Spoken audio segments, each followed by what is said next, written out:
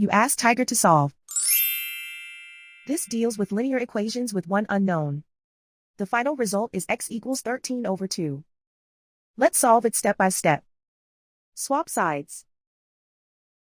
Group all constants on the right side of the equation.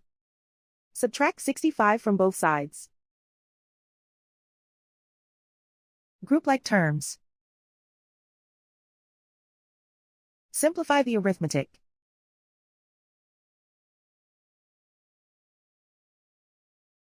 Isolate the x. Divide both sides by -10. Cancel out the negatives. Simplify the fraction. Cancel out the negatives. Find the greatest common factor of the numerator and denominator.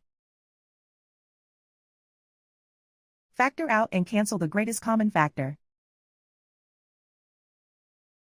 And so the final result is x equals 13 over 2.